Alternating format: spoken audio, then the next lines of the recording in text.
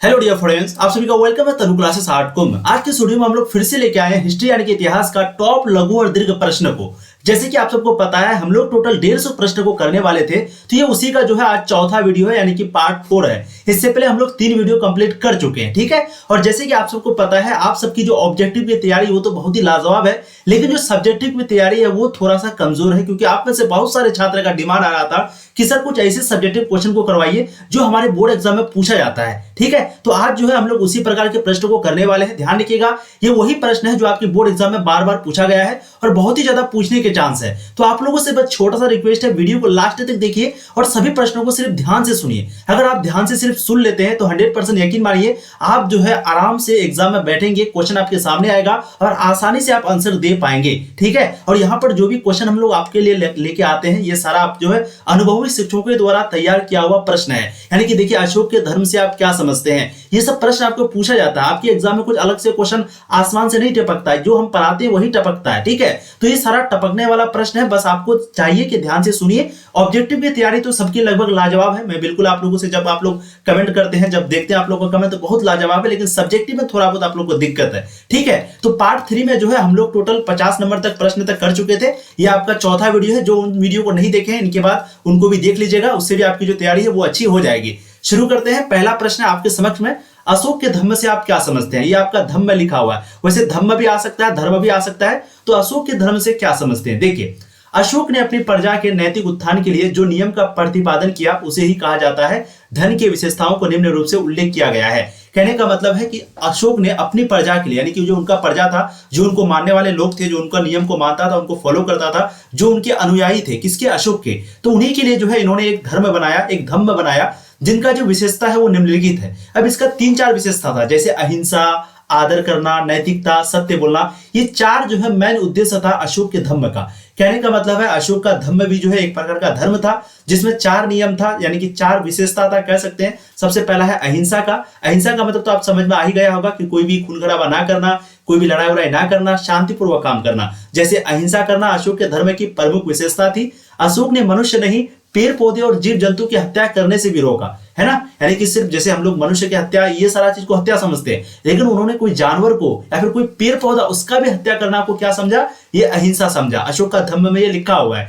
दूसरा है आदर करना। अशोक के धर्म की प्रमुख विशेषता भी यह थी कि दूसरे धर्म का आदर करने के लिए भी कहता था, है ना। यानी कि कोई दूसरा, आजकल हम लोग क्या करते हैं, दूसरे धर्म के बारे में बुराई करते हैं, लेकिन नहीं, वैसे तो सारा धर्म में ये सारा चीज पाया जाता है, लेकिन ये स्पेशली अशोक का धर्म के बारे में आपको क्वेश्चन पूछा गया है तो आपको ऐसा ही लिखना होगा। आदर करने का मतलब है कि दूसरे के धर्म का आदर करना, उनके बारे में कुछ भला बुरा ना बोलना, ठीक है। अब तीसरा है नैतिकता।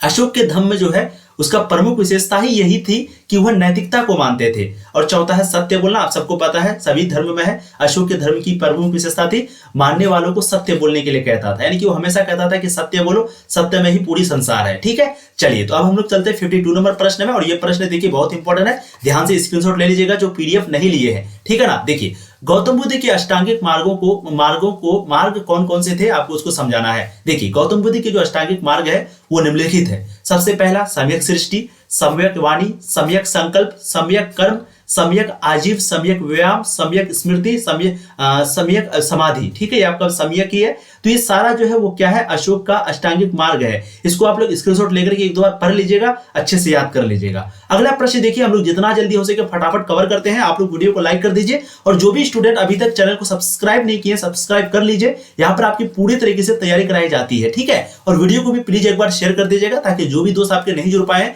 वो ज्वाइन कर पाए, तो प्लीज आप लोग एक बार शेयर कर दीजिए। चलिए, जैन धर्म बौद्ध धर्म में कौन सी समानताएं थी। यानी कि जैन धर्म जो कि महावीर के द्वारा शुरू किया गया, और बौद्ध धर्म जो कि गौतम बुद्ध के द्वारा। गौतम बुद्ध के बारे में 2-3 प्रश्न आपको पूछा जाएगा, जैसे बचपन का नाम सिद्धार्थ। गौतम बुद्ध को शिक्षा की प्राप्ति कहां पर हुई, बोध गया में। उनका जन्म कहां पर हुआ, लुबनी में। कहां पर, लुबनी में। उनकी पत्नी का नाम यशोधरा, ठीक। बाकी जैन धर्म जो है, जैन धर्म के जो स्थापना किया था, वैसे तो स्थापना बहुत लोगों ने किया था, लेकिन मेनली कौन, महावीर। महावीर का बचपन का नाम वर्धमान, महावीर की पत्नी का नाम यशोदा। ये सारा प्रश्न आपको पूछा जाता है, ठीक है। अब देखिए, इन दोनों धर्म के बीच में, यानी कि इन दोनों धर्म के बीच में डिफरेंस क्या है, अंतर क्या है, उसको देखते हैं। सबसे पहला है, दोनों का मानना था कि ईश्वर नहीं होता है। समझ गए? यानी कि जैन धर्म भी मानता था, बौद्ध धर्म भी मानता था कि ईश्वर जो है वो नहीं होता है। दूसरा, दोनों ने कहा कि पुनर्जन्म होता है, यानी कि जैन धर्म और बौद्ध धर्म दोनों का मानना है कि पुनर्जन्म होता है। दोनों ने अहिंसा पर बल दिया, यानी कि दोनों धर्म में कोई भी खून खराबा नहीं है, और दोनों धर्म में यही कहा गया साफ साफ कि एक पत्ते को काटना, पेड़ को काटना भी क्या है, बिल्कुल मतलब कि जानवर को काटना, यानी कि किसी का भी हिंसा, एक तरीके से सिर्फ मनुष्य का हत्या नहीं, किसी का भी हत्या करना वो एक अहिंसा में माना जाएगा। ये दोनों धर्म में है, तो दोनों अहिंसा पर बल दिया, यानी कि जोड़ दिया। दोनों ने कहा कि जीवों की हत्या करना पाप है, मैंने अभी आपको कहा, दोनों ने कहा कि जीवों की हत्या करना पाप है। दोनों धर्मों ने कहा कि संसार दुखों से भरा है। एक दो पॉइंट और आप लिख सकते हैं। वैसे दोनों देखिए, जैन धर्म और बौद्ध धर्म का ये सब क्या है, सिमिलरिटी है, यानी कि सेम टू सेम मिलता जुलता है। दोनों धर्म में क्या कहा कि संसार जो है वो दुखों से भरा है, यहाँ पर आपको खुशी नहीं मिलेगा। एक और भी पॉइंट आप लिख सकते हैं अपने अनुसार, जैसे छठा पॉइंट कि दोनों ने जो है दूसरे धर्म का आदर करने के लिए कहा है। दोनों धर्म में अहिंसा तो है ही, दोनों धर्म में सत्य बोलने के लिए कहा गया है, दोनों धर्म में एक दूसरे का इज्जत करने के लिए कहा है। तो इस प्रकार का आप अपने से जैन धर्म और बौद्ध धर्म में, क्योंकि धर्म तो अच्छी बातें ही सिखाती है ना, तो आप लिख सकते हैं आपके धर्म में जो भी अच्छी बातें हैं सारे को लिख दीजिए, बिल्कुल सही हो जाएगा। और लिखना जितना है आपको जानते ही है, जितना आप लिखेंगे आपको नंबर भी उतना ही दिया जाएगा। अब देखिए अगला प्रश्न है, बौद्ध धर्म के पतन के कौन कौन से कारण थे? पूछा जाता है बौद्ध धर्म के पतन के कौन कौन से कारण थे, हड़प्पा सभ्यता के पतन के कौन कौन से कारण थे। इस प्रकार के प्रश्न जो है आपके एग्जाम में पूछे जाते हैं, और मैं आपको सिर्फ उसी प्रकार के प्रश्न को करवाता हूं। बस आप मेरी बातों को ध्यान से सुनिएगा, चैटिंग वगैरह ज्यादा मत कीजिए प्लीज, वक्त बहुत कम है, तो अच्छे से ध्यान दीजिए आप लोग क्लास में। देखिए बौद्ध धर्म के पतन के कौन कौन से कारण थे? बौद्ध धर्म के पतन के निम्नलिखित कारण थे। सबसे पहला है हिंदू धर्म में सुधार, है ना, यानी कि बौद्ध धर्म जो पतन हुआ उसके पीछे क्या कारण था? तो हिंदू धर्म में सुधार हो गया। अब हिंदू धर्म में पहले सुधार नहीं था, तो लोग हिंदू धर्म को छोड़ करके बौद्ध धर्म में चले जाते थे। जब हिंदू धर्म में सुधार होने लगा तो बौद्ध धर्म अब खत्म होने लगा धीरे धीरे। ठीक है, तो देखिए बौद्ध धर्म की उन्नति को देख करके हिंदू धर्म में सुधार किया गया। अब सुधार का मतलब, जैसे पहले सती प्रथा था, यानी कि पति की मृत्यु हो जाती थी तो पत्नी को भी मरना पड़ता था, ये सती प्रथा खत्म हो गया, तो लोग अब क्यों छोड़ेगा अपना धर्म को, है ना। बौद्ध धर्म के पतन का एक प्रमुख कारण बना, हिंदू धर्म में सुधार किया गया तो कई धर्म हिंदू धर्म को अपनाया, है ना। इस प्रकार हम कह सकते हैं कि हिंदू धर्म में सुधार होना बौद्ध धर्म के पतन का एक प्रमुख कारण बना था। ठीक है ना, कि सिंपल हिंदू धर्म में सुधार हुआ इसलिए बौद्ध धर्म खत्म हुआ। एक एग्जांपल आपको सती प्रथा लिख देना है कि जैसे सती प्रथा हिंदू धर्म में खत्म हो गया तो लोग जो है अब वापस आने लगे अपने धर्म में, या फिर कोई दूसरा धर्म वाला भी आने लगा इस धर्म में। ठीक, दूसरा है विभाजन। गौतम बुद्ध की मृत्यु के बाद बौद्ध धर्म दो भागों में बट गया, ये आपका बट लिखा हुआ है। ठीक है, दो भागों में जो है, यानी कि जब गौतम बुद्ध की मृत्यु हो गई उनके बाद जो ये बौद्ध धर्म है वो टोटल दो भाग में बट गया, एक है महायान और एक है हीनयान। आपको हम पढ़ा भी चुके हैं, जैसे जैन धर्म में टोटल दो संप्रदाय बन गया, दो भागों में वो भी बट गया था, एक संप्रदाय एक श्वेतांबर और दिगंबर में बट गया था, है ना। उसी तरीके से बौद्ध धर्म में भी दो धर्म में, एक महायान धर्म में एक हीनयान में, दो भागों में बट गया। अब देखिए जिससे बौद्ध धर्म में बहुत सारी कमियां आ गई। अब दो भाग में जब बट गया था बौद्ध धर्म में बहुत सारा कमियां आ गई, जो बौद्ध धर्म के पतन का एक प्रमुख कारण बना। इस प्रकार हम कह सकते हैं कि वह धर्म का पतन का प्रमुख कारण क्या था? विभाजन, यानी कि जो बंटवारा हुआ धर्म में महायान और हीनयान में, तो ये बहुत बड़ा कारण था। इससे धर्म में बहुत सारी कमियां आ गई और जिससे कि ये धर्म जो है खत्म हो गया। तीसरा है अशोक की मृत्यु। आपको तो अशोक के बारे में पता ही है। अशोक जब कलिंग का युद्ध जीत चुका था, कलिंग का युद्ध जब जीता, लेकिन कलिंग का युद्ध के जीतने के बाद अशोक जो है युद्ध करना ही छोड़ दिया, वो हिंसा छोड़ दिया, वो अहिंसा के पुजारी बन गए। क्योंकि कलिंग युद्ध में उन्होंने लगभग 1.5 लाख आदमी को मारा था। कितना? 1.5 लाख। अब इतना जब देखा कि अरे ये तो हम इंसानियत का कत्ल कर रहे हैं, तो ये इतना सुधर गया कि इसके बाद वो बौद्ध धर्म, सबसे पहले तो हिंदू धर्म छोड़ के बौद्ध धर्म आ गया। बौद्ध धर्म का प्रचार बहुत ज्यादा किया, सिर्फ ब्रिटेन में नहीं कर पाया, लंदन में नहीं कर पाया, बाकी लगभग हर जगह करने का कोशिश किया। उनके बाद ये सबका सेवा करने लगा, अहिंसा का पूरी तरीके से पुजारी बन गया। ठीक है, तो अशोक का ये तो बौद्ध धर्म का बहुत उन्नति हुआ इसकी वजह से, लेकिन जब इनकी भी मृत्यु हो गई तो धर्म जो है धीरे धीरे खत्म हो गया। तो देखिए महान सम्राट अशोक की मृत्यु भी बौद्ध धर्म के पतन का एक प्रमुख कारण था। अशोक ने बौद्ध धर्म का प्रचार प्रसार विदेशों में करवाया था। इसके शासनकाल में सभी लोग बौद्ध धर्म को मानते थे। इन्होंने बौद्ध धर्म के प्रचार प्रसार करने के लिए अपना पुत्र यानी कि अपना बेटा और बेटी को श्रीलंका भेज दिया। पता ही कितना बड़ा मतलब प्रचार प्रसार, इसी की वजह से बौद्ध धर्म जो है वो दुनिया में फैला। इस प्रकार हम कह सकते हैं कि बौद्ध धर्म का जो पतन हुआ था इसके पीछे प्रमुख कारण अशोक की मृत्यु थी। अच्छा, पतन का मतलब ये नहीं कि खत्म हो गया, मतलब धीरे धीरे खत्म हो रहा है, तो आपको वही लिखना होगा ना कि पतन, है ना। अगला देखिए विदेशी आक्रमण। बौद्ध धर्म के पतन का एक प्रमुख कारण है विदेशी आक्रमण। विदेशी लोगों ने बार बार आक्रमण किया जिसके कारण बौद्ध धर्म का विनाश हो गया। ठीक है, और उन लोगों ने, ये आपका उन लिखा हुआ उन लोगों ने जब आक्रमण किया तो सबसे अधिक हानि बौद्ध धर्म पर पड़ा। इस प्रकार हम कह सकते हैं कि बौद्ध धर्म के पतन का प्रमुख कारण विदेशी आक्रमण था। और पांचवा है आपका संघ में भ्रष्टाचार पनपना, यानी कि संघ में भ्रष्टाचार पनपना बौद्ध धर्म के पतन का एक प्रमुख कारण बना। उस समय बौद्ध जो है विहार भ्रष्टाचार का प्रमुख केंद्र था। इनके साधु लोग भोग विलास में लुप्त हो गए, जिसके कारण बौद्ध धर्म का पतन हो गया। इस प्रकार अभियुक्त वर्ण से स्पष्ट हो जाता है कि बौद्ध धर्म के पतन के कौन कौन से कारण थे। ठीक है, तो आपको ये देखिए लॉन्ग क्वेश्चन में नहीं कि दीर्घ उत्तरीय प्रश्न जो होता है 5 नंबर का जो प्रश्न पूछा जाता है उसमें आपको एक प्रकार के प्रश्न 100% पूछे जाते हैं। तो याद रखिएगा बौद्ध धर्म के पतन के कौन कौन से कारण थे। सबसे पहला हिंदू धर्म में सुधार, दूसरा है विभाजन, तीसरा है अशोक की मृत्यु, चौथा है आपका यहाँ पर विदेशी आक्रमण, पांचवा है संघ में भ्रष्टाचार। ये सारा पॉइंट को सिर्फ याद रखना है, आंसर आप 100% लिख दीजिएगा, स्क्रीनशॉट जरूर ले लीजिएगा दोस्त। ठीक है, और प्लीज स्क्रीनशॉट लेने बोल रहे हैं तो लीजिएगा, ऐसा नहीं कि छोड़ दीजिए, लेने के बाद रिवाइज कर लीजिए या फिर पीडीएफ ले लीजिए। आप लोग प्लीज पीडीएफ ले लीजिए, स्क्रीनशॉट पूछ लीजिए, तभी याद होगा, तभी वीडियो देखने का फायदा होगा, है ना। चलिए, आईने अकबरी के लेखक कौन है? तो आईने अकबरी के लेखक अबुल फजल है, और आईने अकबरी या फिर अकबरनामा इसके लेखक कौन है? अबुल फजल है। ठीक है, उसके बाद बादशाहनामा का लेखक कौन है अगर पूछा जाए? बादशाहनामा किसकी कहानी है? तो बादशाहनामा जो है वो शाहजहां की मतलब की कहानी है। ठीक है, और बादशाहनामा का लेखक का नाम है अब्दुल हमीद लाहौरी। चलिए अगला प्रश्न देखिए, जो कि बहुत ही महत्वपूर्ण प्रश्न है, पूछा जा गया है आईने अकबरी को कितने भागों में बांटा गया है। देखिए आईने अकबरी को टोटल आपका 5 भागों में बांटा गया है, और अकबरनामा को जो है टोटल 3 भागों में बांटा गया है। ये चीज याद रखिएगा, ऑब्जेक्टिव में पूछा जाता है। अकबरनामा को टोटल 3 भागों में बांटा गया है और आईने अकबरी को 5 भागों में। ठीक है, और जो आपका 5वां भाग है आईने अकबरी का, वही 5वां भाग है बायोग्राफी किसका?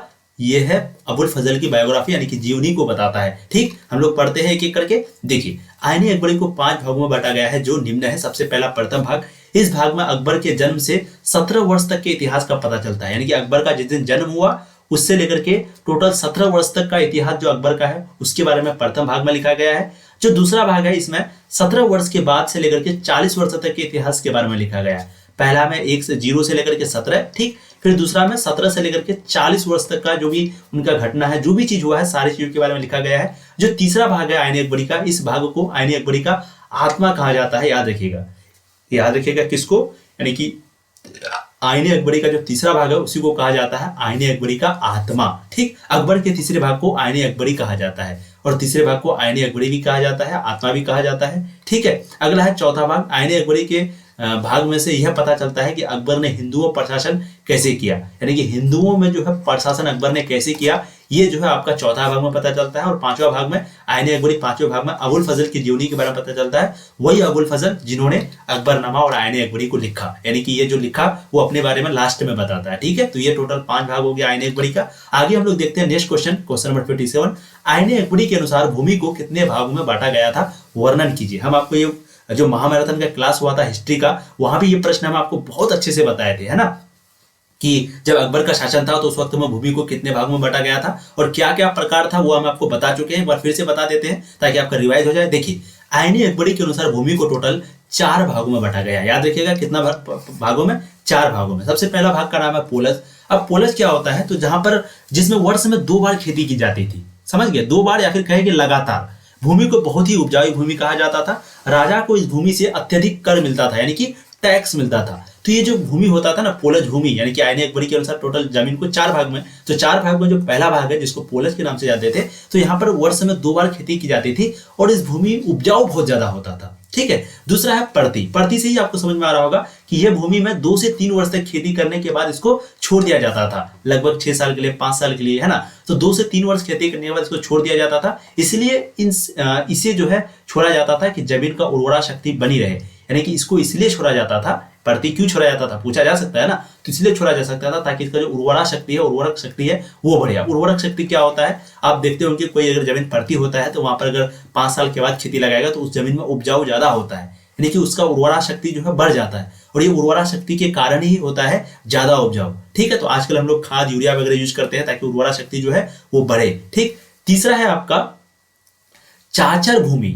चाचर भूमि, छाचर भूमि जो भी है देख लीजिएगा आप लोग, इंग्लिश में थोड़ा सा टाइपिंग नहीं कर पाया होगा वो। देखिए यह वो भूमि था जो कृषि योग्य था, लेकिन एक बार खेती करने के बाद इस भूमि को 3 से 4 वर्षों के लिए छोड़ दिया जाता था, है ना, यानी कि एक बार खेती करता था फिर 3 से 4 वर्ष के लिए इसको छोड़ दिया जाता था। अगला है बंजर भूमि। अब यह सबसे निम्न कोटि की भूमि थी। बंजर भूमि का नाम ही से आपको समझ में आ रहा होगा कि पूरा बंजर, है ना, जैसे किसान अंग्रेज जो है जबरदस्ती नील का खेती करवाया जाता था, मतलब कि किसान के द्वारा वो लोग करवाते थे, तो इससे क्या हो जाता था, नील की खेती करने से जमीन बंजर हो जाती थी। बंजर का मतलब पूरी तरीके से खत्म।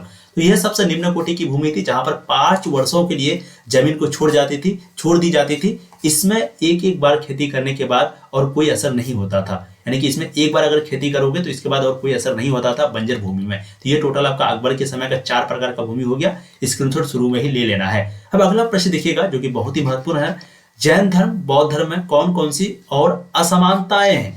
पहले आपको पूछा गया था समानताएं, तो समानताएं तो अहिंसा था और क्या क्या था, मैं एक एक करके आपको बताया। सबसे पहले दोनों एक दूसरे सभी का आदर करने के लिए कहा, अहिंसा का पुजारी वगैरह था। उनके बाद दोनों धर्म में जो है कहा कि ईश्वर जो है नहीं होता है। दोनों धर्म में पुनर्जन्म को कहा गया है ना, अहिंसा पर बल दिया, पुनर्जन्म कहा गया, ईश्वर नहीं होता है। दोनों ने कहा कि हत्या वगैरह करना सब पाप है। और दोनों धर्म में जो है, दोनों धर्म में लिखा है कि संसार जो है वो दुखों से भरा है। तो ये क्या है, जैन धर्म और बौद्ध धर्म का समानताएं हैं। क्या है, समानताएं हैं। अब आपको बताना है असमानताएं क्या है, यानी कि अब आपको डिफरेंस बताना है। पहले आपको समानता था, अब आपको डिफरेंस बताना है। ठीक है, देखिए ये प्रश्न पूछा गया है, इसलिए प्लीज ध्यान से बातों को सुनेंगे तभी याद होगा आपको, है ना। क्योंकि आप जानते हैं लहरों से डरकर नौका पार नहीं होती और कोशिश करने वालों की कभी हार नहीं होती। जब तक तोड़ेंगे नहीं तब तक छोड़ेंगे नहीं, कोशिश करते रहेंगे। कोशिश करने वालों की हमेशा जीत होती है, या आप भी जानते हैं, हम भी जानते हैं, बस कोशिश नहीं करना चाहते। कोशिश तो करें। देखिए जैन धर्म और बौद्ध धर्म में बहुत सारी असमानताएं हैं। सबसे पहला देख लेते हैं हम लोग। दोनों ही अहिंसावादी थे, लेकिन बौद्ध की तुलना में जैन जो है वो अत्यधिक अहिंसावादी थे। यानी कि बौद्ध धर्म में भी अहिंसा को मानता था, जैन धर्म भी अहिंसा को मानता था। लेकिन जैन धर्म जो है वो ज्यादा अहिंसा को मानता था। किसके तुलना में, बौद्ध धर्म की तुलना में। यानी कि बौद्ध धर्म में हो सकता है फल फलावर को काट के खा ले या फिर जानवर वगैरह को काट दे, अलग बात है। लेकिन जैन धर्म में बिल्कुल ही मना था। तो इस तरीके से हम कह सकते हैं कि अहिंसावादी जो है वो ज्यादा कौन था, जैन धर्म। ठीक। दूसरा है गौतम बुद्ध ने पाली भाषा में उपदेश दिया था, जबकि महावीर स्वामी ने प्रकृति भाषा में उपदेश दिया था। ये बहुत ही इंपॉर्टेंट पॉइंट है, याद रखिएगा। गौतम बुद्ध ने टोटल पाली भाषा में उपदेश दिया था। उपदेश का मतलब वही प्रवचन, भाषण कह सकते हैं एक तरीके से। तो गौतम बुद्ध ने पाली भाषा में, कौन सी भाषा में, पाली भाषा में अपना उपदेश दिया था। लेकिन जो महावीर स्वामी है वो प्रकृति वाला भाषा में, जो नेचर वाला है, बिल्कुल इशारे में बातचीत, है ना। जैन मूर्ति पूजा के उपासक थे, जबकि बहुत लोग मूर्ति पूजा के उपासक नहीं थे। कहने का मतलब है कि जैन धर्म में जो है ये मूर्ति पूजा के उपासक थे, लेकिन जो ये बौद्ध लोग होगा आपका ना, बौद्ध लोग होगा ना, बौद्ध लोग जो है मूर्ति पूजा के उपासक नहीं थे। ठीक, ये तो तीसरा डिफरेंस। चौथा डिफरेंस क्या है, मूर्ति पूजा बौद्ध धर्म को राजा का आश्रय प्राप्त था। मूर्ति पूजा जो है वो बौद्ध धर्म को राजा का आश्रय प्राप्त था, जबकि जैन धर्म को राजा का आश्रय प्राप्त नहीं था। बौद्ध धर्म का प्रचार विदेशों तक हुआ, जबकि जैन धर्म का प्रचार भारत में ही सीमित रह गया। ये भी तो पॉइंट है आपका, है ना। क्योंकि बौद्ध धर्म को अशोक जब आया कलिंग युद्ध के ये करने के बाद, जब वो बौद्ध धर्म में आ गया तो उसका प्रचार विदेशों तक किया, अपना बेटा बेटी को श्रीलंका भेज दिया। लेकिन जैन धर्म का प्रचार जो है कहीं नहीं हुआ, वो भारत में ही रह गया और ये छोटा धर्म रह गया। ठीक है, तो ये सारा जो है असमानताएं हैं जैन धर्म और बौद्ध धर्म में। मजा आ रहा है आप लोगों को? मजा आ रहा है तो वीडियो को लाइक कर दो यार, है ना। और चैनल को सब्सक्राइब कर दीजिए। पीडीएफ अगर किसी को चाहिए तो इस नंबर पे आप लोग कांटेक्ट कर सकते हैं, 7667532320, 7667532320। अभी जो है प्राइस कम हुआ है क्योंकि आपके पास कुछ ही दिन और बचा हुआ है। तो इस नंबर पे आप व्हाट्सएप मैसेज कर लीजिए और पता कर लीजिए कि कितना पैसे में आपको ये सारा पीडीएफ दिया जा रहा है। ठीक है, 7661532320। चलिए, बटाई कर कितने प्रकार का होता है? तो बटाई कर जो है वो टोटल 3 प्रकार का होता है। ये आप लोग याद रखिएगा, बटाई कर 3 प्रकार का। एक आपका खेत बटाई, एक आपका लंक बटाई, एक है रश बटाई। तो याद रखिएगा, उतना इंपॉर्टेंट नहीं है। अगला देखिएगा जो कि इंपॉर्टेंट है, जमींदार कौन थे, मुगल व्यवस्था में क्या भूमिका थी। सबसे पहले जमींदार थे कौन और मुगल व्यवस्था में जमींदार की क्या भूमिका थी। देखिए, किसान जिनके पास सबसे ज्यादा जमीन हो या फिर अत्यधिक जमीन थी उसे ही जमींदार कहा जाता था। जमींदार का मतलब ही होता है, गांव में सोचते होंगे अरे वो तो जमींदार आदमी है, मतलब उनके पास जमीन बहुत ज्यादा है। और यह किसान अपने गांव के सरदार हुआ करते थे। और ये जो किसान है, क्योंकि ये आपको बताना है सबसे पहले जमींदार कौन है और मुगल व्यवस्था में जमींदार की क्या भूमिका था। तो सबसे पहला जिसके पास ज्यादा जमीन होगा वो जमींदार, ऑटोमेटिक बात है। और फिर इसके बाद क्योंकि ज्यादा जमीन है तो ये किसानों का, यानी कि ये गांव का सरदार भी हो जाते थे, क्योंकि जमीन इनके पास है। अक्सर आप लोग गांव में अगर होंगे, गांव के जो भी, उसको समझ में आ रहा होगा कि जिसके पास गांव में जमीन ज्यादा होता है तो उसका थोड़ा दबदबा गांव में ज्यादा होता है ना। ये उसी को एक तरीके से सरदार बोला जाता है। और मुगल व्यवस्था में जो है इसकी भूमिका राजा को देने वाली कर 3/4 कर यह किसान ही देते थे। कहने का मतलब है ये जो जमींदार है वो गांव का सरदार हो गया। अब इसका काम क्या होता था, तो जो भी छोटे छोटे किसान होते थे उनसे टैक्स लेकर के जो राजा होता था उनको देना पड़ता था, यानी कि किसको, राजा को देना पड़ता था। जो छोटे छोटे किसानों से, छोटे छोटे जो भी खेतीहर वगैरह हैं, जो भी छोटे छोटे किसान हैं, उनसे टैक्स लेकर के। तो ये जो है उनका काम था जमींदार का। ठीक है, अब बाबरनामा क्या है, बहुत ही इंपॉर्टेंट प्रश्न आपका बाबरनामा के बारे में देख लेते हैं, थोड़ा सा पूछा जा सकता है। देखिए, बाबरनामा विश्व के ऐतिहासिक ग्रंथों और साहित्यिक रचनाओं में अग्रगण्य माना जाता है। यानी कि बाबरनामा जो है, इसी से हम लोगों को बहुत सारा इतिहास के बारे में पता चला, खास करके मुगल सल्तनत के बारे में, किससे, बाबरनामा से। तो इसी को ऐतिहासिक ग्रंथों में और साहित्यिक रचनाओं में अग्रगण्य माना जाता है।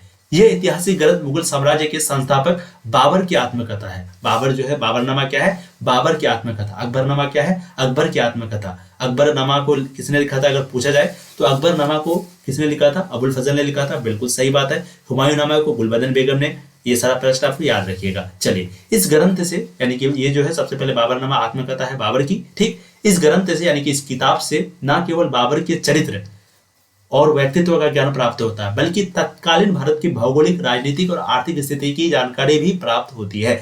ये तो बाबरनामा, बाबर का तो आत्मकथा है, लेकिन इसमें सिर्फ बाबर के बारे में हम लोग को पता नहीं चलता है, बल्कि उस वक्त में क्या क्या भौगोलिक स्थिति था, किस तरह का हम लोग का एरिया कितना था, राजनीतिक स्थिति क्या था, आर्थिक स्थिति क्या था, इन सभी चीजों के बारे में बाबरनामे में दिया गया है। ठीक है, इसके साथ ही इस ग्रंथ में वह अपने संबंधियों, दरबारियों और शत्रुओं का चरित्र चित्रण करता है। यानी कि उसका सगा संबंधी कैसा था, उनका दरबारी वगैरह कैसा था। दरबारी का मतलब वही जो दरबार बंद लगता था वगैरह वगैरह, है ना। तो वो सारा चीज कैसा था, इनके बारे में चित्रण करता है। इस ग्रंथ में राणा संग्राम सिंह के साथ जो भीषण युद्ध की चर्चा हुई है, उनके बारे में दिया गया है। यानी कि राणा संग्राम सिंह के साथ जो भीषण युद्ध की चर्चा भी है, उनके बारे में भी दिया गया है बाबरनामा में।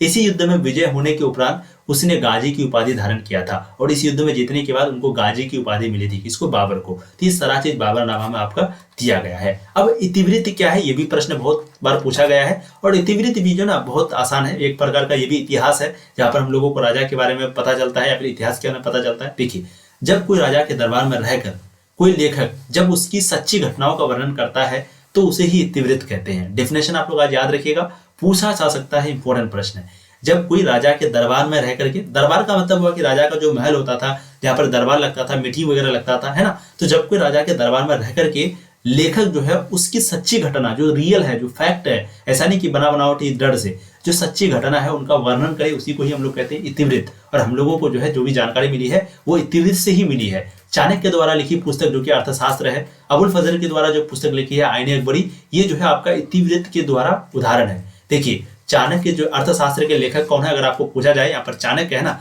तो अर्थशास्त्र जो है वो आपका कौटिल्य के द्वारा भी लिखा गया था। ठीक है, कौटिल्य, चाणक्य जो भी आ जाए आपको राइट आंसर लगा देना है। बाकी अबुल फजल के द्वारा तो आईने अकबर लिखा ही गया है। तो ये सारा क्या है, एक इतिवृत्त है। तो इतिवृत्त मतलब समझ में आ गया, राजा के दरबार में रह करके उसकी सच्ची घटनाओं का वर्णन करे, उसी को हम लोग इतिवृत्त कहते हैं। अगला प्रश्न देखिएगा दियर, बहुत ही मजा आने वाला है, बिल्कुल गुलगुल्ला और रसगुल्ला वाला प्रश्न है आपका। ठीक है, देखिए, अकबर की धार्मिक नीति का वर्णन करें। अब अकबर है, अकबर को महान शासक कहा जाता है, तो क्यों कहा जाता है आप सबको पता है भाई, ये मुस्लिम एकता पर बल देता था। ये जो है मुस्लिम और हिंदू के बीच कभी भी वो अगर लड़ाई वगैरह नहीं करवाते थे, और जो भी नेता ऐसा करता है तो उनका जो जीवन काल है, जो उनका मतलब उनका नाम होता है आगे चल के, जैसे आज अकबर का हो रहा है ना। देखिए, अकबर को दूसरा महाशासक के रूप में जाना जाता है। इन्होंने हिंदू मुस्लिम एकता पर बहुत ही ज्यादा जोर दिया, बहुत ही ज्यादा बल दिया। उन्होंने हिंदुओं से वैवाहिक संबंध स्थापित कर राजपूतों से अपना संबंध अच्छा कर लिया। कहने का मतलब है अकबर जो है, यानी कि जिसके साथ भी इनका थोड़ा लफड़ा उफड़ा होता था, या फिर अगर इनको ज्यादा क्लोज होना था किसी से, तो ये क्या करता था, उनसे शादी कर लेता था, है ना। जैसे कि राजपूतों के साथ जो है अकबर ने शादी कर लिया, उनके बहन के साथ या फिर उनके बेटियों के साथ शादी करके इन्हें क्या किया, एक रिश्तेदारी में बदल गया। अब जो भी युद्ध था वो तो अब रिश्तेदार हो गया, तो इससे क्या हो गया कि उनका जो संबंध है और अच्छा हो गया उससे, है ना। तो इसीलिए इनको महाशासक कहा जाता है, याद रखिएगा। ये हिंदू मुस्लिम पर एकता दिया, उनके बाद हिंदुओं से वैवाहिक संबंध स्थापित कर राजपूतों से अपना संबंध अच्छा कर लिया। फिर इन्होंने अपने शासनकाल हिंदुओं पर लगा दिया। ठीक है, फिर कर को समाप्त कर दिया, यानी कि जो भी हिंदुओं पर लगा दिया गया जो कर था, जैसे आपको पता होगा ना, तीर्थ यात्रा कर, जजिया कर, ये सब को कौन समाप्त किया था, जजिया कर एक आपका हो गया, जजिया कर और तीर्थ यात्रा कर को कौन समाप्त किया था, ये किया था अकबर ने। ठीक, ये कर दिया समाप्त, क्योंकि जजिया और तीर्थ यात्रा कर जो है वो मुस्लिम को छोड़ के बाकी सभी से लिया जाता था, जो कि इसने समाप्त कर दिया। इस प्रकार अकबर ने हिंदू मुस्लिम को साथ लेकर चला, सभी को अपना प्रजा माना। इस प्रकार हम कह सकते हैं कि अकबर की जो धार्मिक नीति का है उसका वर्णन हो जाता है। अब वैसे तो आप अगर शॉर्ट क्वेश्चन में पूछेगा तो इतना लिखेंगे काफी है, अगर लॉन्ग क्वेश्चन में पूछे तो आप और थोड़ा लिख लीजिएगा। जैसे इन्होंने दास प्रथा खत्म किया, इन्होंने सती प्रथा खत्म किया, इन सभी को एक एक लाइन में लिख दीजिएगा। इन्होंने दीन इलाही धर्म चलाया। अब दीन इलाही एक बहुत अच्छी धर्म थी जहाँ पर सभी धर्म को आने की इजाजत थी, सभी धर्म वहां पर आते थे और अपना अपना धर्म को मानते थे, है ना। इस प्रकार आप आगे लिख सकते हैं अगर लॉन्ग क्वेश्चन में पूछे तब। अगर शॉर्ट क्वेश्चन में पूछेगा तो कोई जरूरी ज्यादा लिखने का नहीं है, बस ये 4 लाइन लिखेंगे, नंबर आपको 100% ठोक करके देगा, मेरी गारंटी है आप लोगों का। ठीक है, अगला देखिए, आईने अकबरी का क्या महत्व है। भाई आईने अकबरी का ही तो महत्व है इसी की वजह से हम लोग को सारा चीज पता चला। देखिए सबसे पहले लेखक के बारे में लिख दीजिए। आईने अकबरी के लेखक है अबुल फजल, है ना। इन्होंने आईने अकबरी की रचना, अकबर के इतिहास का पता चलता है, यानी कि आईने अकबरी का लेखक कौन है भाई, सबसे पहले अबुल फजल है और इन्होंने जो है आईने अकबरी की रचना की। ठीक, अब अकबर के इतिहास के बारे में पता चलता है हम लोगों को इसी किताब से। आईने अकबरी को टोटल 5 भागों में बांटा गया, जैसे मैंने आपको कहा। प्रत्येक भारत में अलग अलग बातों को कहा गया है, प्रत्येक भारत में नहीं, प्रत्येक भागों में, प्रत्येक भाग होगा यहाँ पर। ठीक है, प्रत्येक भाग में अलग अलग बातों को कहा गया है। प्रथम भाग में अकबर के कहाँ है, देखिए 0 से लेकर के यानी कि जन्म से लेकर के 17 वर्ष तक। फिर जो दूसरा भाग है वहां पर 17 वर्ष से लेकर के 40 वर्ष तक। ठीक है, फिर इतिहास के बारे में पता चलता है। इस प्रकार आईने अकबरी का महत्व वर्णन हो जाता है। ठीक है, बाकी और भी लिख सकते हैं आप। यहाँ पर इसी किताब में जो है राजनीतिक आर्थिक स्थिति के बारे में, अकबर के समय किसानों की स्थिति क्या थी, हालत क्या थी उस वक्त में, आर्थिक स्थिति क्या था, राजनीतिक स्थिति क्या था, सामाजिक स्थिति क्या था, इन सारी चीजों के बारे में जो जानकारी है वो हम लोगों को आईने अकबरी से मिली है। इस तरीके से आप डिटेल्स में लिखेंगे, नंबर आपको तो ठोक कर ही देगा, मैं गारंटी देता हूँ इस बात का। अगला देखिए, मजा आ रहा है आप लोगों को, मजा आ रहा तो वीडियो को लाइक कर दो भाई। चलिए, आईने अकबरी के लिए एक संक्षिप्त टिप्पणी लिखें। फिर से आईने अकबरी पर लिखने के लिए बोल रहा है। ये क्वेश्चन आपका बहुत महत्वपूर्ण है, अगर बार बार आ रहा तो समझिए आपका इंपॉर्टेंट क्वेश्चन है। ठीक है, देखिए 17वीं शताब्दी में भारत की भूमि प्रबंधन का अध्ययन करने के लिए आईने अकबरी सबसे अधिक विश्वसनीय, आवश्यक एवं बहुमूल्य पुस्तक है। ठीक है, 17वीं शताब्दी में भारत की भूमि प्रबंधन का अध्ययन करने के लिए आईने अकबरी जो है वो सबसे अधिक विश्वसनीय है, आवश्यक है और बहुमूल्य है। यानी कि अगर आप 17वीं शताब्दी के बारे में पता करना चाहते हो, उस वक्त में क्या हालत था, किस तरह का सिचुएशन था, तो उसके बारे में अगर पता करना चाहते हो तो आईने अकबरी जो किताब है वो सबसे ज्यादा विश्वास करने लायक है, जरूरी भी है और बहुमूल्य भी है। मूल रूप से यह अकबर के दरबारी इतिहासकार अबुल फजल के द्वारा लिखा गया है। अकबरनामा का ये तीसरा खंड है। मैंने कहा ना कि अकबरनामा को टोटल 3 भागों में बांटा गया था, तो जो तीसरा भाग था वो है आईने अकबरी, और फिर आईने अकबरी को फिर 5 भागों में बांट दिया, है ना। चलिए, वास्तव में अकबरनामा तकनीकी दृष्टि से लिखी गई है, इतिहास की पुस्तक है, जबकि आईने अकबरी में उन नियमों का वर्णन है जो अकबर ने अपने प्रशासन को उचित ढंग से चलाने के लिए बनाया था। यानी कि आईने अकबरी में उन चीजों के बारे में, उन नियमों के बारे में दिया गया है जो कि अकबर के द्वारा अपने जो उनका ये था, सल्तनत था, उसको और ऊंचा करने के लिए, उसको और तरक्की हो वो करने के लिए वो जो काम किया उसके बारे में इसमें लिखा गया है। यह आधुनिक काल के सरकारी सूचनालय की भांति अकबर का शासन प्रबंध चलाने के बारे में महत्वपूर्ण गजट है। ठीक है, चीजें आपको समझ में आ गई। तो आईने अकबरी पर अगर आपको संक्षिप्त टिप्पणी लिखने के लिए बोले तो आपको इस प्रकार का टिप्पणी जो है लिख देना है। ठीक है, अब अगला हम लोग प्रश्न देख लें या फिर छोड़ दें। चलिए इसका देख लेते हैं, अकबर का जीवनी को थोड़ा देख लेते हैं, बहुत इंपॉर्टेंट है। उसके बाद फिर हम लोग क्लास को समाप्त कर देंगे। ठीक है, देखिए अकबर का जीवनी के बारे में अक्सर पूछा जाता है, स्क्रीनशॉट आप लोग जरूर लीजिएगा, बहुत ही इंपॉर्टेंट प्रश्न है, मैं आप लोगों से कहता हूं। और इस सीरीज का जितना भी पार्ट बनता है सभी पार्ट को आपको देखना ही देखना है, क्योंकि आपके लिए इंपॉर्टेंट है। ठीक है, देखिए अकबर का पूरा नाम था मोहम्मद जलालुद्दीन अकबर, है ना। जलालुद्दीन अकबर भी बोलेंगे या फिर मोहम्मद अलाउद्दीन अकबर। अकबर का जो है ये पूरा नाम था। इनका जन्म हुआ था, उनके पिता का नाम जो है हुमायूं था, है ना। उनके पिता का नाम हुमायूं था क्योंकि बाबर का बेटा का नाम हुमायूं, हुमायूं का बेटा का नाम अकबर। ठीक है, तो हुमायूं, माता का नाम क्या था, हमीदा बानो या फिर हमीदा बेगम। तो याद रखिएगा अकबर का पूरा नाम था मोहम्मद जलालुद्दीन अकबर।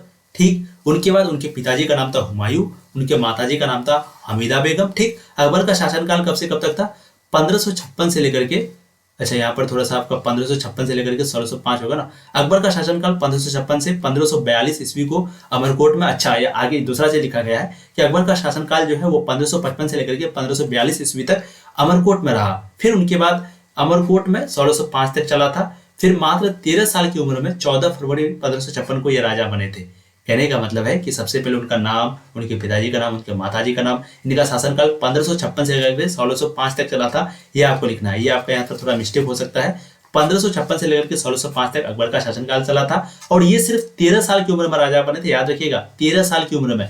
ये कब बने थे राजा, 14 फरवरी 1556 को। अकबर कब बने थे, 14 फरवरी 1556 को, मात्र 13 साल की उम्र में। बचपन से ही ये पढ़ने लिखने में ध्यान नहीं दिया करते थे अकबर। ठीक है, इनके पिताजी इनका शिक्षक अब्दुल लतीफ को नियुक्त किया, यानी कि इनको पढ़ाने के लिए जो है इनके पिताजी यानी कि हुमायूं जो है किसको मतलब कि नियुक्त किया, अब्दुल लतीफ को। अब्दुल लतीफ को कहा कि तुम अकबर को पढ़ाओ। लेकिन आपका मन पढ़ने में नहीं लगता था। अकबर का जो मन है वो पढ़ने में बिल्कुल नहीं लगता था। इनकी जीवनी का पता अब्दुल फजल द्वारा लिखी पुस्तक अकबरनामा में वर्णित है। यानी कि जो इनका जीवनी है अकबर के बारे में जो हम लोग को पता चलता है वो कैसे पता चलता है, तो अबुल फजल के द्वारा जो पुस्तक लिखा गया है अकबरनामा, उसी में इनके बारे में वर्णन किया गया है, दिया गया है। इस किताब में अकबर के जन्म से लेकर के मृत्यु तक के इतिहास के बारे में दिया गया है। कहां पर? अकबरनामा में। ठीक है, जहां से हम लोगों को इन सभी चीजों के बारे में यानी कि उनके जन्म से लेकर मृत्यु तक के बारे में जानकारी मिलती है। अकबर ने अपने शासनकाल में हिंदू मुस्लिम एकता पर बहुत ही ज्यादा ध्यान दिया। उन्होंने 1581 को दीन ए इलाही नामक एक धर्म को चलाया, दीन ए इलाही नामक एक धर्म को चलाया, जिसमें उन्होंने कहा कि मैं अल्लाह का भेजा हुआ नबी हूं। इन्होंने राजपूतों के साथ अच्छा संबंध बनाने के लिए वैवाहिक संबंध को स्थापित किया। ये शायद सेंटेंस थोड़ा सा गलत है, वो उस तरीके से नहीं कहा था। मतलब एक ऐसा दीन इलाही धर्म चलाया था। और धर्म में क्या था दीन इलाही में कि यहाँ पर जो है हिंदू आए, मुस्लिम आए, सिख ईसाई सब आए, और सब जैसे मुस्लिम इबादत करते हैं वो इबादत करें, हिंदू पूजा करते हैं, ईसाई पूजा करते हैं। तो जिसे जिसका जैसे मानना है, जिसमें भी विश्वास है, वो वैसे वैसे काम करे। ठीक, तो इस प्रकार का दीन इलाही था। ठीक है, अल्लाह का भेजा हुआ नबी हूँ, ये बिल्कुल गलत है आपका सेंटेंस। इन्होंने राजपूतों के साथ अच्छा संबंध बनाने के लिए वैवाहिक संबंध को स्थापित किया। कहने का मतलब है कि राजपूतों के साथ संबंध अच्छा हो, तो इसलिए उन्होंने राजपूतों के साथ शादी ब्याह रचना शुरू कर दिया। जिनके बाप राजपूत इनके रिश्तेदार हो गए, जिनके बाद क्या हुआ कि राजपूत जो है इनका रिश्तेदार, क्योंकि अब शादी करेगा तो रिश्तेदार तो होगा ही, और जब रिश्तेदार होगा तो मजबूत हो गया, उनका जो भी झगड़ा वगैरह खत्म हो गया, है ना। ईशा आक्रमण करना बंद कर दिया, और फिर इससे क्या हो गया कि वो लोग जो है इस पर आक्रमण करना बंद कर दिया। ठीक है, अकबर महान शासक के नाम से जाना जाता है। इसके शासनकाल में राज्य का विस्तार सबसे अधिक हुआ था। इसके शासनकाल में, किसके? अकबर के शासनकाल में। अकबर द्वारा जीते गए कुछ इस प्रकार कुछ क्षेत्र इस प्रकार है। अकबर के थोड़ा सा मिस्टेक हो गया भाई, टाइपिंग थोड़ा। अकबर के द्वारा जीते गए कुछ क्षेत्र इस प्रकार है, जैसे उन्होंने काबुल पर, कंधार पर, गुजरात, अहमदनगर इत्यादि पर जो है मतलब कि जीते। ठीक है, और अकबर 1605 को हो गई उनके पुत्र का नाम। अकबर का जो मृत्यु है 1605 को हो गई अकबर की मृत्यु, और उनके पुत्र का नाम था मोहम्मद सलीम जहांगीर, जो इनके बाद मुगल सल्तनत का राजा बना। ठीक है, तो याद रखिएगा, सबसे पहले अकबर जीत नहीं पाया था। कहां पर? ये भी पूछा जाता है ना, चित्तौड़ होगा या फिर एक आपका क्या था, मेरठ, दोनों में से बताइएगा फर्स्ट वन से। तो ये प्रश्न आपको पूछा जाता है ना, हम आपको कई बार करा चुके हैं ना कि अकबर कहां पर अधिकार नहीं कर पाया था, तो मेवाड़ पर लिख सकते हैं इस लाइन को भी। उसके बाद इन्होंने काबुल, कंधार, गुजरात, अहमदनगर इस जगह पर जीत हासिल की हुई और 1605 में उनकी मृत्यु हो गई। फिर इनके बाद इनका जो बेटा था जहांगीर, जिनका नाम पूरा था मोहम्मद सलीम जहांगीर, ये फिर इनका सल्तनत बना, मुगल सल्तनत चौथा राजा बना। ठीक है, तो आज जो है हम लोग यहीं तक रहने देते हैं, अकबर का जीवनी तक। याद रखिएगा, अकबर की जीवनी को लोग पढ़ चुके हैं। अब जो आपका पार्ट 5 आएगा, याद रखिएगा, पार्ट 5 जो आएगा वहां पर हम लोग बाबर की जीवनी को लिखेंगे, और बाबर की जीवनी भी आपके लिए बहुत इंपॉर्टेंट है। इस प्रकार के प्रश्न आपके एग्जाम में पूछा जाता है। और देखिए, हम लोग इस सीरीज में जितना भी आपको वीडियो करा रहे हैं, ये सारा वीडियो वही वीडियो है जो कि आपको बोर्ड एग्जाम में कई बार पूछा गया है। तो बस आप लोगों से छोटा सा रिक्वेस्ट हम लोग का यही रहता है कि वीडियो को लाइक करने के साथ साथ चैनल को सब्सक्राइब कर दीजिए। इससे क्या होगा कि आप जितना भी वीडियो हम बनाएंगे आपको आएगा, और आपकी तैयारी और लाजवाब हो जाएगी। और वैसे आपकी ऑब्जेक्टिव की तैयारी बहुत मस्त है, सब्जेक्टिव की तैयारी आपकी जो है जबरदस्त हो जाएगी। बस आप हम लोगों के साथ बने रहें, ठीक है। और बाकी आप सबको पता है, आप लोगों के लिए वेबसाइट बनाया गया है जिसका नाम है तनु क्लासेस।